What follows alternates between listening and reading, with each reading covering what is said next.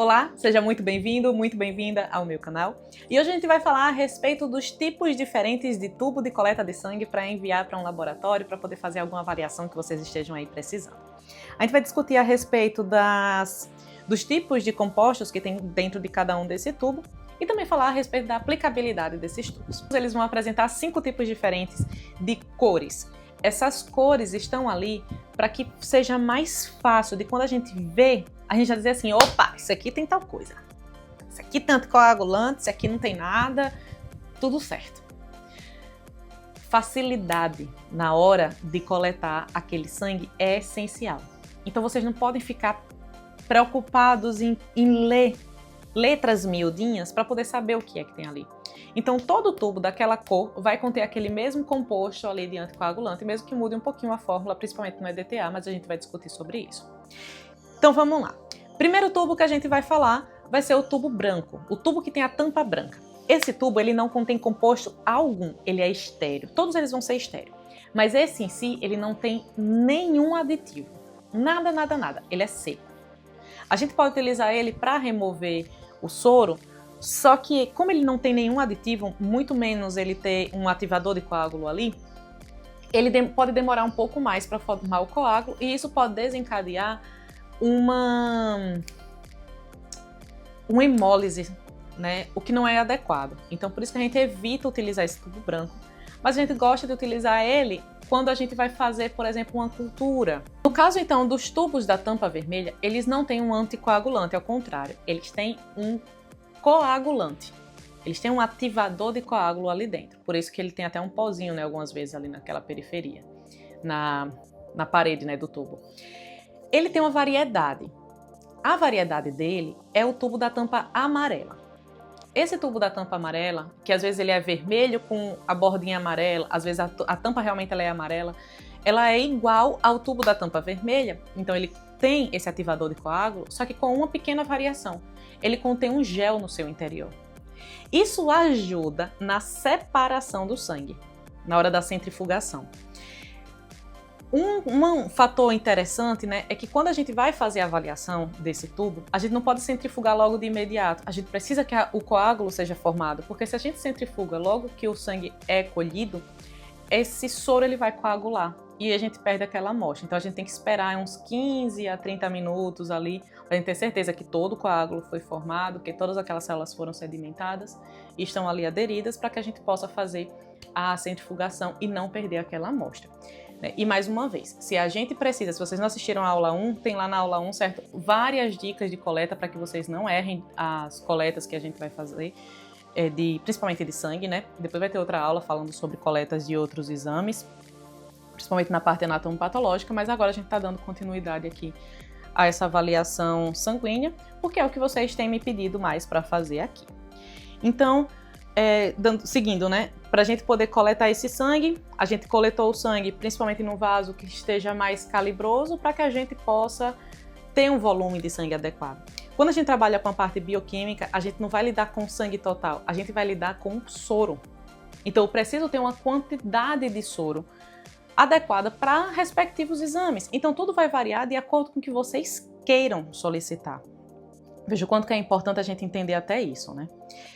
No caso agora dos tubos que contêm anticoagulantes.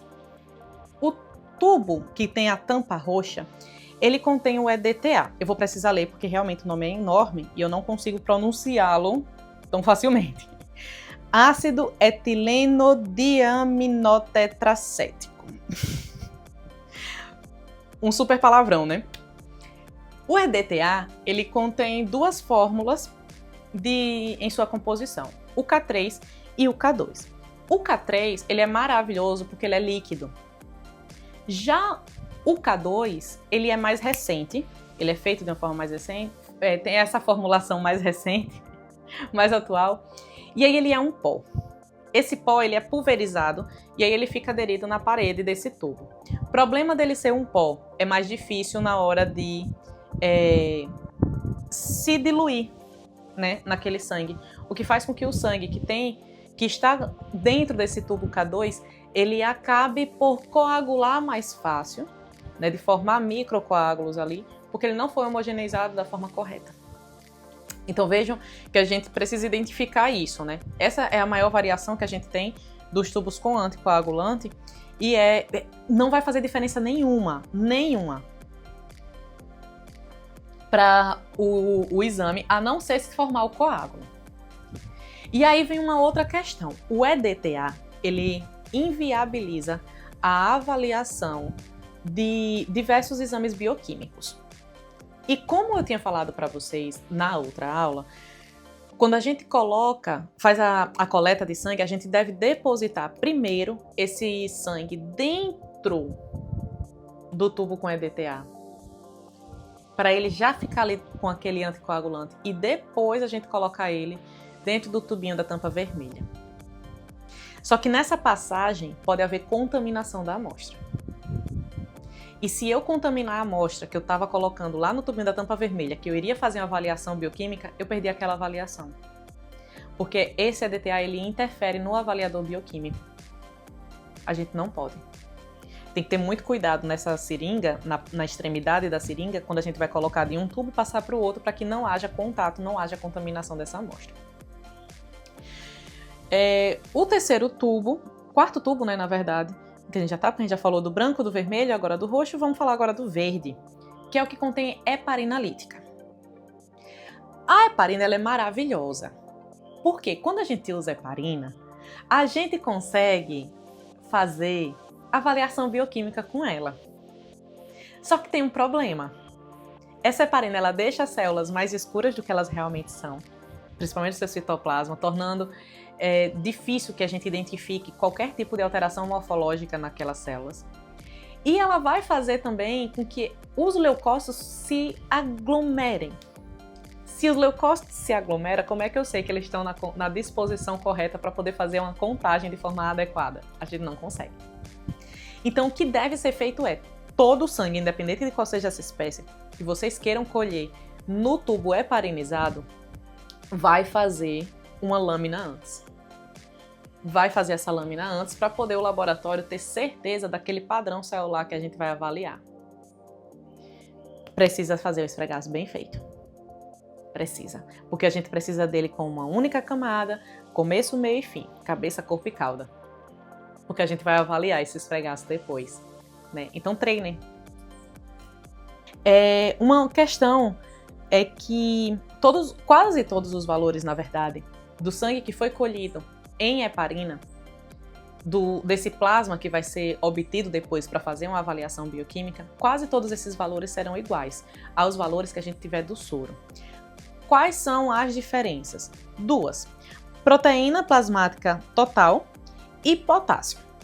No caso da proteína plasmática total, ele vai ser evidenciado em maior concentração no plasma do que no soro. Porque lá no plasma a gente ainda vai ter o fibrinogênio. E aí o valor de proteína vai estar um pouquinho a mais, e aí esse valor de proteína, nesse caso, vai ser porque a gente está contando com o fibrinogênio ainda, obviamente, porque o sangue não foi coagulado. Já o potássio, ele vai estar um pouco mais elevado no soro do que naquele plasma. Porque no soro, ele vai ser liberado durante o processo de coagulação. E aí é muito elevado? Não, mas ele vai ser assim, um 0,5, né, de elevação de milimol por litro. Vai ser isso, né, que a gente vai ter de elevação do potássio, mas a gente deve ter em mente isso, né, que o valor de potássio vai ser um pouquinho maior do soro do que nesse plasma que foi heparinizado. Na hora daquela interpretação lá que a gente vai fazer, porque pode ter variação e pode ter interferência, por exemplo, se vocês estiverem avaliando um paciente que tem uma disfunção renal. Se vocês quiserem fazer uma avaliação de determinação bioquímica dos fatores de coagulação, o que vocês vão ter que usar é o citrato de sódio. O citrato de sódio, ele vai estar armazenado dentro de tubos que contêm a tampa azul. Ele vai servir único e exclusivamente para essa avaliação, tá? Dos compostos de coagulação. Porque o que é que acontece? O citrato de sódio, ele consegue se unir ao cálcio, impedindo que a coagulação aconteça.